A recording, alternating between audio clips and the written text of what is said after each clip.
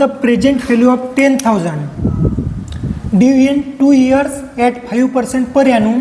Compound interest when the interest is paid on yearly basis. Yearly बेसिसनं आपण compound interest काढतो आणि सध्याची ती जी व्हॅल्यू आहे ती किती आहे, इथं 10,000 रुपये आपल्याला दिलेली आहे. आणि आपल्याला काय करायचं आहे की 2 वर्षा अगोदरची व्हॅल्यू म्हणजे तेव्हाची प्रेझेंट व्हॅल्यू काय ती शोधून काढायची आहे, 2 वर्षा अगोदरची. हे याच्यामध्ये काय आहे, ह्या याच्यामध्ये ही अमाऊंट आहे, ही जी आहे ही अमाऊंट आहे. यामध्ये 2 वर्षाचं इंटरेस्ट ॲड झालेलं आहे. किती पर्सेंटनं, तर 5% पर एनमनं. म्हणजेच आपल्याला त्याच्यामध्ये कोणकोणत्या गोष्टी दिलेल्या आहेत, तर याच्या एक दिलेली आहे आपल्याला फ्युचर व्हॅल्यू. हे दिलेली आहे आपल्याला ₹10,000. जेव्हा 2 वर्षा अगोदर आपण जर बघितलं, 2 वर्षा अगोदर ही आपल्यासाठी फ्युचर व्हॅल्यू होती बरोबर आहे. तेव्हा आपल्याला हे 10,000 होतील हे माहीत नव्हतं. आपल्या जो जी अमाऊंट होती ती काहीतरी एक अमाऊंट होती प्रेझेंट व्हॅल्यू, ती आपल्याला शोधून काढायची आहे. तेव्हा आपल्या जो किती रक्कम होती ती. त्यानंतर आपल्याला काय दिलेलं आहे, रेट ऑफ हे दिलेलं आहे, रेट किती 5%. त्यानंतर काय दिलेलं आहे, नंबर ऑफ इयर्स हे दिलेलं आहे 2 years. Okay, rate of interest 5%, future value दिलेली आहे 10,000. आणि त्याच्यासाठी हा फॉर्म्युला आहे प्रेझेंट व्हॅल्यूसाठी. म्हणजे आपल्याला तेव्हाची व्हॅल्यू जर शोधून काढायची असेल तर आपली प्रेझेंट व्हॅल्यू किती होती ती शोधून काढायची. आता फ्युचर व्हॅल्यू किती दिलेली आहे 10,000. त्यानंतर 100 प्लस रेट दिलेला आहे 5% आणि 100. एन किती आहे आपला, तर 2. 10,000. आता हे किती राहते इथं तुम्हाला माहिती आहे, 1.05 राहते बरोबर आहे. 1.05 स्क्वेअर किती येते याचा दोन्हीचा गुणाकार 1.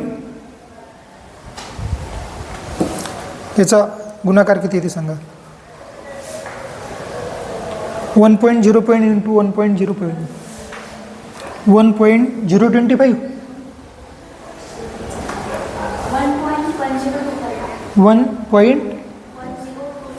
1.1025 बरोबर आहे.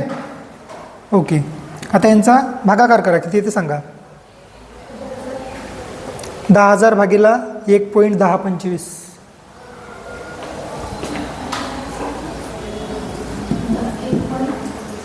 1025 1.1025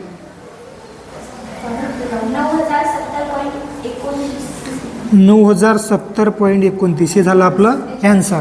म्हणजेच 2 वर्ष अगोदर आपलं प्रिन्सिपल होतं 9,070, 2 वर्षानंतर इंटरेस्टसह अमाऊंट झाली 10,000 रुपये, असा त्याचा अर्थ होते. ओके, आता हे बरोबर आहे की नाही हे चेक करण्यासाठी आपण काय करू, जसं आपण अमाऊंट काढत असतो ते अमाऊंट काढून बघू. ओके, अमाऊंटचा आपला फॉर्म्युला आहे P100 plus R 100 indices N.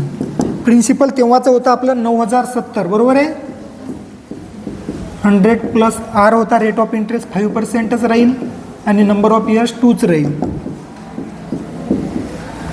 शोधून पाहा किती येते, तर 1.05 स्क्वेअर म्हणजेच 970 गुणिला 1.025 येते का 10,000.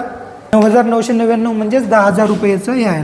आपण याच्यामध्ये पॉईंट घेतला नाही ते 29. आपल्याला काय विचारलं, फक्त हे विचारलेलं आहे. आपलं उत्तर काय आहे, फक्त हे आहे, हे आपलं उत्तर नाही. फक्त हे बरोबर आहे की नाही हे आपण चेक करून बघितलेलं आहे. आपण जे उत्तर काढलं ते बरोबर आहे की नाही हे चेक करून पाहिलं. ओके.